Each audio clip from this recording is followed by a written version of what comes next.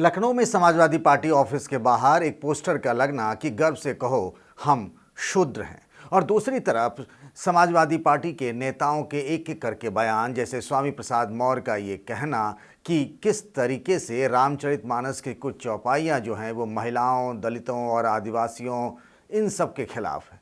अखिलेश यादव का वो बयान जिसमें वो कह रहे हैं कि योगी आदित्यनाथ से वो विधानसभा के अंदर पूछेंगे कि मैं शूद्र हूँ या नहीं, या फिर एक तरीके से नेपाल से चलकर शालिग्राम पत्थर का अयोध्या की तरफ पहुंचने का सिलसिला, इसी पत्थर से भगवान राम की मूर्ति बनेगी। 2024 के चुनाव से पहले ही अयोध्या के भव्य राम मंदिर में रामलला के दर्शन शुरू हो जाएंगे। और इस तरह से इन सारी चीज़ों को आप जोड़िए तो क्या आपको लगता है कि महज संयोग है या फिर ये किसी तरीके का एक राजनीतिक प्रयोग है? नमस्कार, मैं हूं पंकज झा, आप मेरे साथ देख रहे हैं अंदर की बात। वैसे तो बात इन दिनों बजट से लेकर अदानी के गिर रहे शेयरों की हो रही है, लेकिन बात हम यूपी की करना चाहते हैं, क्योंकि यूपी ही वो राज्य है जो तय करता है कि हिंदुस्तान की राजनीति में अगर चुनाव होते हैं लोकसभा के तो सरकार किसकी बनती है। इसीलिए बात हम यूपी की राजनीति को लेकर कर रहे हैं, और उस राजनीति को लेकर कर रहे हैं जिसमें एक सवाल उठ रहा है कि रामचरितमानस को लेकर अचानक से विरोध क्यों होने लगा। ऐसा क्या हो गया? रामचरितमानस आज तो लिखी नहीं गई, उसकी जिस चौपाई ढोल गवार शूद्र पशु नारी सकल तारणा के अधिकारी, ये चौपाई आज की लिखी भी नहीं, आज की गाई नहीं जाती है, बताई नहीं जाती, सुनाई नहीं जाती, तो अचानक से ये विरोध क्यों हो रहा है? क्या इसके पीछे कोई राजनीतिक खेल है? आप बारीक निगाहों से देखेंगे तो आपको लगेगा कि इसके पीछे एक सोची समझी रणनीति है, और वो रणनीति इस लिहाज से है कि बीजेपी ने एक तरीके से पिच तैयार कर लिया है। आपको वो तस्वीरें और वीडियो दिख रही होंगी किस तरीके से शालिग्राम पत्थर के दर्शन के लिए, उसको छू लेने भर के लिए नेपाल से लेकर बिहार और अब जब यूपी में ये घुस रहा है वो गाड़ी, कैसे लोग और लोगों की भीड़ जो है उसके दर्शन को उमड़ रहे हैं। ये सब जानते हैं कि 2024 की शुरुआत में ही मंदिर में दर्शन शुरू हो जाएंगे, तो क्या उस राम के नाम के मुकाबले में गर्व से कहो हम हिंदू के मुकाबले में एक गर्व से कहो हम शूद्र है वाला पॉलिटिकल नैरेटिव गढ़ा जा रहा है? क्या ये वो लड़ाई है जिसमें अगड़ा बनाम पिछड़ा, जो अभी तक बीजेपी यानी नरेंद्र मोदी के आने के बाद 2014 में जब से उनकी केंद्र में सरकार बनी है, जिस तरीके से व्यापक हिंदू समाज उनको वोट कर रहा है, उसकी काट के लिए 80 बनाम 20 यानी अगड़ा पिछड़ा बनाम अगड़ा, पिछड़ा दलित इनको जोड़ दें बनाम अगड़े की लड़ाई शुरू करने की बात की जा रही है। आप सोच कर देखेंगे तो लगेगा कुछ ऐसा ही। बयान स्वामी प्रसाद मौर्य ने दिया है। ये स्वामी प्रसाद मौर्य कौन है? जो बीएसपी से निकले, भारतीय जनता पार्टी में गए, अब समाजवादी पार्टी में आ गए हैं। वो चुनाव हार गए, फिर भी उनको अखिलेश यादव ने एमएलसी बनाया। जब उन्होंने बयान दिया तो वैसा नहीं हुआ जैसा बिहार में हुआ, जहां के शिक्षा मंत्री चंद्रशेखर ने बयान दिया तो उसके कुछ दिनों बाद उनको चुप करा दिया गया। लेकिन यूपी में कहानी अलग है। सवाल लोकसभा की 80 सीटों का है, जहां 2014-2019 के चुनाव में समाजवादी पार्टी को मुंह की खानी पड़ी। समाजवादी पार्टी ने 2019 के चुनाव में मायावती तक से समझौता कर लिया, लेकिन पार्टी को कोई फायदा नहीं हुआ। तो इस बार ऐसा क्या गुणा गणित रच रहे हैं अखिलेश यादव? आज इसी की बात कर रहे हैं। अखिलेश यादव ने बहुत सोची समझी रणनीति के तहत स्वामी प्रसाद मौर्य के कंधे पर बंदूक रखकर अपना निशाना बीजेपी पर चल दिया है। अब ये दांव फिट बैठेगा, वो ये हिट होगा या फिर वो फुस कर जाएगा, ये तो जनता जनार्दन तय करेगी।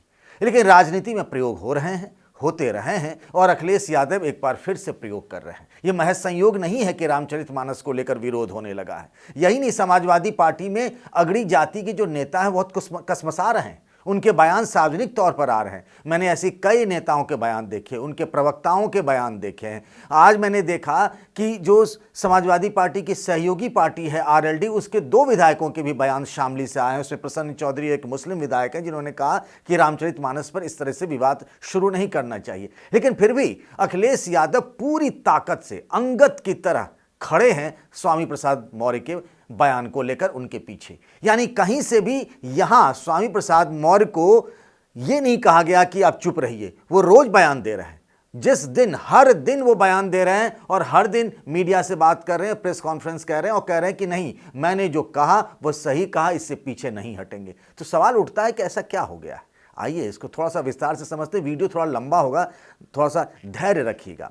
हम बात करते हैं अखिलेश यादव के चौथे प्रयोग की। अब कहेंगे चौथा प्रयोग क्या हो गया? ये चौथा प्रयोग यही अगड़ा बनाम पिछड़ा यानी 80 बनाम 20 की हो रही है। अखिलेश यादव ने अब तक 3 प्रयोग किए, अब उसको अब समझिए। तीनों प्रयोग अखिलेश यादव को मिला ठन ठन गोपाल, कुछ नहीं, तीनों प्रयोग फेल रहे अखिलेश यादव के लिए। याद करिए 2017 के विधानसभा चुनाव में कांग्रेस से गठबंधन करके उन्होंने चुनाव लड़ा और पार्टी की हालत खराब हो गई। 2019 में उन्होंने मायावती से समझौता किया लेकिन उनको कोई फायदा नहीं हुआ। 2022 के यूपी विधानसभा चुनाव में उन्होंने जाति आधारित छोटी छोटी पार्टियां जैसे ओम प्रकाश राजभर, केशव देव मौर्य, इन सबसे समझौता किया लेकिन तब भी बात नहीं बनी। इसीलिए मैं इसे चौथा प्रयोग कह रहा हूं कि किस तरीके से मोदी के आने के बाद बीजेपी को यूपी में जो उसका बेस वोट था, पहले ब्राह्मण और बनिया कहा जाता, वो इतना बड़ा सामाजिक समीकरण बना लिया है बीजेपी ने, जिसमें गैर यादव पिछड़े मजबूती से उनके साथ हैं। मौर्य हैं, पटेल हैं, लोध हैं, और आपको निषाद हैं, प्रजापति हैं, बिंद हैं, ये सारी जातियां जो हैं, पिछड़ी जातियां जो अधिकतर गैर यादव पिछड़ी जातियां हैं, वो मजबूती से बीजेपी के साथ हो गई हैं। इनको लगा कि यादवों का जो डोमिनेंस है पॉलिटिक्स में, उसके खिलाफ हम बीजेपी के साथ चले जाएं। उसके पीछे हिंदुत्व की बयार भी थी। यहां तक कि दलितों में भी देखिए, जो मायावती का बेस वोट है जाटव, अगर उसको छोड़ दें तो वाल्मीकि समाज से लेकर पासी समाज के लोगों ने भी बीजेपी को भरपूर समर्थन दिया। कुछ इलाकों में जो सीएसडीएस के आंकड़े हैं 2022 के विधानसभा चुनाव को, वो ये भी बताते हैं कि जाटव वोटरों का भी ट्रांसफर जो हुआ है वो बीजेपी की तरफ हुआ है। तो बीजेपी ने एक बड़ा सामाजिक समीकरण बना लिया है। अब इसको कैसे भेदा जाए, इसीलिए उस रामचरितमानस के बहाने ये कहा जा रहा है कि सवर्णों के खिलाफ एक मूवमेंट चलाया जा रहा है, अगड़ों की ये लड़ाई अगर अगड़े बनाम पिछड़े की होती है, जैसा बिहार के 2015 के विधानसभा चुनाव में हुआ, जब लालू और नीतीश मिले तो वहां भी इसी तरीके से अगड़ा बनाम पिछड़ा हुआ और वहां बीजेपी को मुंह की खानी पड़ी। अखिलेश यादव का प्रयास ये है कि एक यही गढ़ा जाए किस तरीके से कि अगर कुछ गैर यादव पिछड़ा जो बीजेपी के वोटर हैं उनको अगर अपनी तरफ खींच लिया जाए और दलितों का एक वोट बैंक उनके पास आ जाएगा, क्योंकि 20% मुसलमान और 10% यादव, कुल मिलाकर 30% का वोट शेयर तो उनके पास है। लेकिन बात इससे आगे के ले जाने की होगी, क्योंकि बीजेपी ने अपना स्टैंडर्ड बहुत ऊंचा कर दिया है। इसीलिए ये प्रयास ये है कि दलित और गैर यादव पिछड़ों का एक हिस्सा उन्हें मिल जाए तो बात बन सकती है। कभी भी अखिलेश यादव की राष्ट्रीय राजनीति में जाने की इच्छा नहीं रही, लेकिन अगर यूपी, जहां 2014 के चुनाव में 74 सीटें, 80 में से 74 लोकसभा सीटें बीजेपी को मिली, जिसमें 2 सीटें अपना दल की हैं। जब सपा, बसपा और आरएलडी का गठबंधन हुआ 2019 में भी, तब भी बीजेपी को बहुत नुकसान नहीं हुआ। 64 सीटें मिली 80 में से, जिसमें से 2 सीटें अपना दल की है। बीजेपी ने भी अपना एक सामाजिक समीकरण बनाया है। इतनी बड़ी पार्टी होने के बावजूद यूपी में चुनाव लड़ने के लिए बीजेपी को संजय निषाद की पार्टी से समझौता करना पड़ा है, अनुप्रिया पटेल की पार्टी अपना दल से समझौता करना पड़ा है। क्योंकि ये जो पिछड़ों की जो गोलबंदी है उसको अपने साथ बनाए रखने के लिए ये अलायंस करना उनके लिए मजबूरी है। आज की तारीख में अखिलेश यादव के पास क्या है? उनके पास आरएलडी है, राष्ट्रीय लोकदल, तो जाट का एक वोट शेयर उनको मिलेगा। उसके अलावा उनका प्रयास ये है, जो मुझे जानकारी मिली है, कि चंद्रशेखर आज़ाद की जो आज़ाद समाज पार्टी है, जो कुछ इलाकों में युवा दलितों का साथ उनको मिल रहा है, तो उनको वो जोड़ लें। और साथ ही ये रामचरितमानस का विरोध करके कि किस तरीके से जो ब्राह्मणिकल सिस्टम ने एक हिंदू ग्रंथ लिखा और उस वजह से उसमें किस तरीके से पिछड़ों, दलितों और महिलाओं के बारे में जो अपमानजनक बातें कही गई हैं, उसके नाम पर वो एक तरीके से हिंदुत्व, जो राम मंदिर के नाम पर हिंदुत्व की बयार बहेगी, उसको रोकने के लिए और हिंदुत्व के वोट बैंक में सेंध लगाने के लिए ये कहानी रची गई है रामचरितमानस के विरोध को लेकर। इसीलिए अखिलेश यादव ने कभी ये नहीं अपने ऑफिस में बुलाया स्वामी प्रसाद मौर्य को, उनसे बात की, लेकिन उनको ये नहीं कहा कि आप ये बयान क्यों दे रहे हैं। वो स्वामी प्रसाद मौर्य के बयान के साथ खड़े हैं। क्या पता राजनीति में ये काम कर जाए, ये अगर दांव चल जाए तो फिर अखिलेश यादव को एक सहारा मिल सकता है।